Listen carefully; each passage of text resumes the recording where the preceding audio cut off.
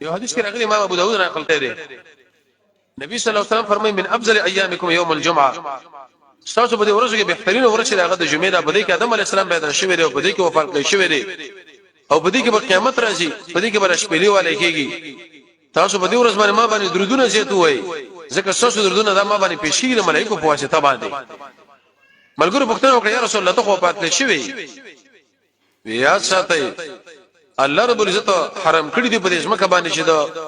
انبيو د جسدونه ختم شي بلکې دغه ملائکه مال را رسي او د راوړي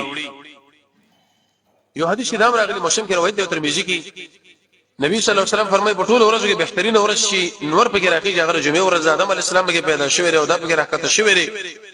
توبه په دې ورځ باندې قبول شوی دی او په دې ورځ باندې وفات شوی دی په دې کې به قیامت راشي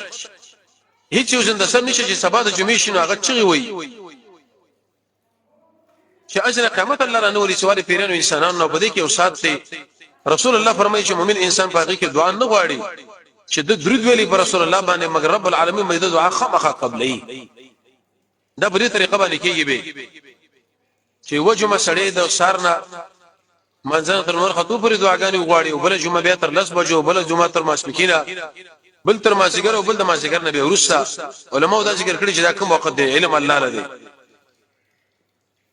دلیل به دې باندې چې ټول حدیث کله انسان سوچ وکي نبی صلی الله علیه وسلم بکی د درود اوچت اهمیت ذکر کړی دی به حقیقت روایت نقل کړی دی رسول الله فرمایي چې ما باندې د جمعې پرځ باندې درودونه زیات وایي وېزما د امت د درودونه ما باندې د جمعې پرځ باندې پېښ کیږي د ملائکه په واسطه باندې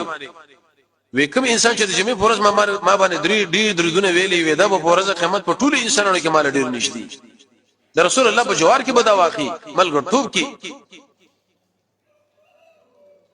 یو حدیث کې دا راغلی دی رسول الله فرمایي ما باندې درودونه زیات وایي فإنه اعطاني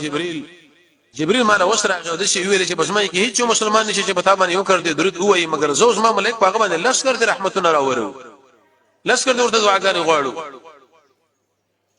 به خاص کر جمعې فرض باندې دې اهتمام دا په هغه وخت کې چې کله انسان دې لپاره خپل د شي مسله برابر کړي چې زما د ورځې پر رسول الله باندې دومره درودونه وایم نسائی کې روایت ته بخیل هغه انسان د رسول الله فرمایي چې زدا غسر یک شمه فلم يصلي عليه ما باندې بالکل سره درود ولوي دا ډېر لوچت بخیل دی